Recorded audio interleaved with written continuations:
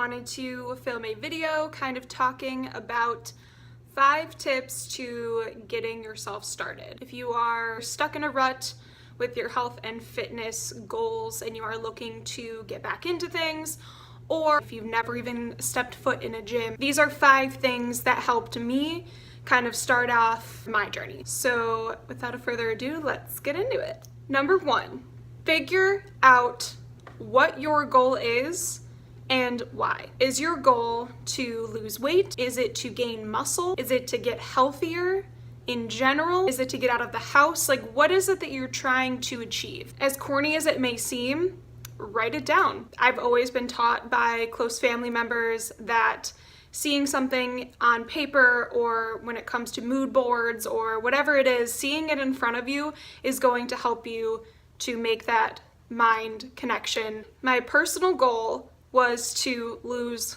body fat. That was my goal in the very beginning. About 2 weeks into it, my goal was to get confident in the gym. And because I realized that there is so much more than just getting on a treadmill and leaving. So much more. So for me, that was my goal. Now, if you're sitting there thinking, I want to gain muscle because I'm going on this vacation and I would really like abs in 1 month. You have to come to a conclusion before you even get started, and that is that the only long-lasting goal is going to be yourself. From the start of your journey to the end of your life. You cannot live for instant gratification. Things do not happen in 1 month. And that is the first piece of advice that I ever give to anybody. Tip number 2, make a schedule. From the start of everything, I pretty much was under the impression it was going to be very, very difficult for me to make my meals at home, to get those meals in during the day while I'm at work, and then either before or after work getting myself to the gym. That was a huge issue for me. Is I was working in a restaurant, I would work 5 days a week, but days off, I would want to go out and have a good time. I wouldn't want to be focusing on getting to the gym and doing those things on my days off. And not a lot of people do. So I started writing down the times that I was working and schedule my times for my workouts. When can I go to the gym? I only need an hour each day, so when can I go? I would try to plan 3 days a week in the beginning, slowly moved up to 4 and 5 days a week. And then I chose 2 days that I didn't go to the gym. So I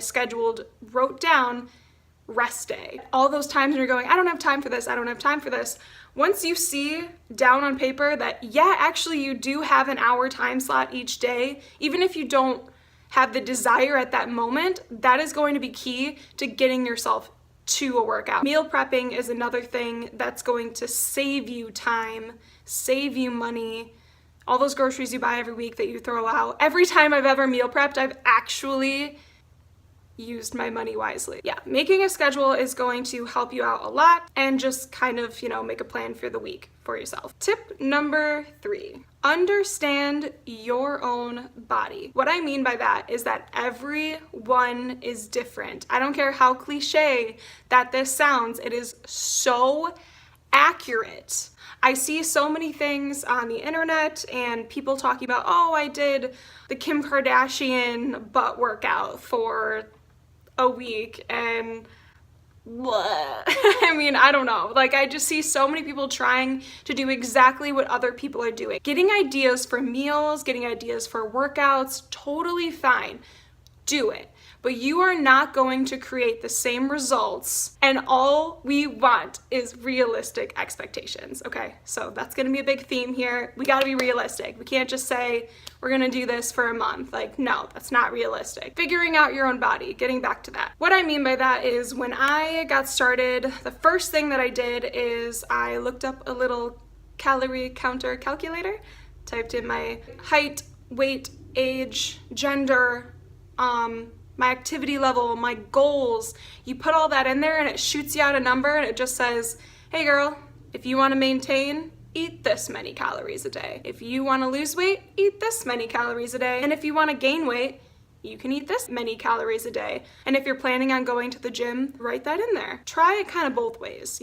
Type in, I don't work out at all, and type in, you know, maybe 3-4 times a week I'm going to the gym just to kind of get a gauge. That's the whole thing about this, is you want to learn, you want to understand, you want to know exactly what do these numbers mean and what would I have to do in order to reach them or in order to follow them. The next thing would be just to start reading all of your labels. So when you go grocery shopping, when you're picking out a snack in between classes, when you are at a CVS and you just want to grab a drink before you walk out, read labels. When you get in the habit of reading labels, you start to blow your mind. I don't know how relatable this will be to most people, but Mitchell and I went to the grocery store last night and I was looking at these protein bars that I used to buy because I was just told they were protein bars. So when I saw the brand, I was like, buy a box of those. Last night I checked the back, 3 grams of protein. The bar I ate this morning, something like 210 calories, whatever, pretty normal for a protein bar. 30 grams of protein, 10 times as much protein. That's just something little because my goal is to eat protein. So I mean, that's just a current macronutrient I'm trying to eat more of. When it comes to calories and everything, that is a super great start. When you're just focusing on calories, you're not super focused on carbs, proteins, and fats. As long as you're getting in a little bit each day, watch your calories, understand your calories if nothing else, keep track of your calories if you feel.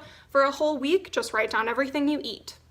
Figure out what's in it, or just read it. As long as you know what's going in your body, you will continue to intuitive eat and it will become a habit, which is another thing we're trying to create. Tip number 4, find a gym. I don't know how far Planet Fitness goes, but I know there are a lot of Planet Fitnesses out there. It's $10 a month. If you want to, you know, tan a little bit, it's like $20. It's a very easy option just to start out with. That's what I started out with. This is not sponsored by Planet Fitness, obviously. I already have sponsorships by gyms. No. Anyways, so get a gym, but make sure it's close. Make sure it's something that you will pay for and it won't break your bank, but something that they'll send you a little invoice every month saying, hey, I took $20 out of your account, and you're gonna be like, I gotta go. I'm paying for it, so I gotta go. Get on Pinterest, YouTube, find things that inspire you, that give you ideas, that you can come up with recipes, come up with workouts. Instagram is a really, really good source for ideas for workouts. And I just kind of save them to my little save section on my Instagram, and then I look back at them later, either while I'm sitting in my car before I go in the gym or while I'm on the stair stepper or whatever, and I go either do the same thing I've done before, or I look at a machine or I look at a weight or something and I think, that Instagram video I saw, I should try that. Just see how that feels. And 9 times out of 10, I really like it. Tip number 5, stay consistent. Stay consistent. So, like I said, you cannot achieve your goals in a week. It absolutely is not going to happen, okay? You have to develop habits, and those habits start to form into a lifestyle, and that lifestyle becomes very consistent. And that's how you get gained. I'm just kidding. Okay, I'm not kidding though. Okay, stay consistent. Doing the same thing over and over and over and over again, it's either for you or it's not. Luckily, consistency doesn't mean always doing the exact same thing over and over and over again. It just means, you know, exuding the same energy levels and getting the same intake. So, you know, calories in, calories out. Over time, you might learn that you want to go through a bulking phase or a cutting phase, and then you change those things around. In the beginning though, in the first 6 months, you should be doing pretty much the same exact stuff. You can mix things up by, instead of getting chicken at the grocery store, getting ground turkey. Or if you go out on the weekends, instead of just getting big old salad, next time,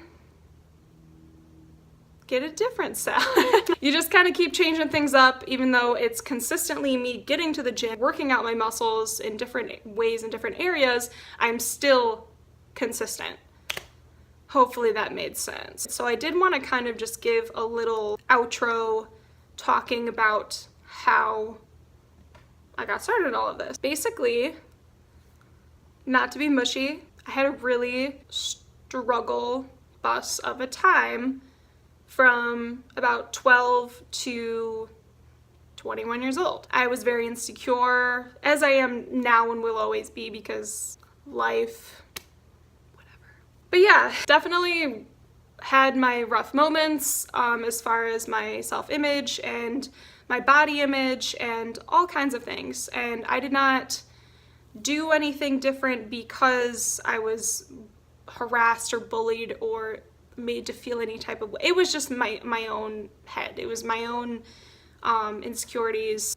And yeah, so it just wasn't something that I was looking forward to forever. So I basically sat down one day, had a nice little chat with myself, and decided that I am in my early 20s. This is the greatest my body should ever feel in my entire life. I need to take advantage of that. As far as, you know, being my best self, that is what I wanted to achieve. And of course I'm not there yet. And that doesn't mean, you know, always physically, that's mentally too. Yeah, it's gonna take a minute, but if I didn't get off the couch 9 months ago in January when I made the decision to start working out and getting healthy, if I had just done nothing, I would not have the job that I have. I would not have the goals that I have, the self-confidence, the muscle growth, the mental growth. And that's not to say that if you start going to the gym and start going to school for exercise science. I'm just saying if I didn't do it 9 months ago, I wouldn't be where I am now.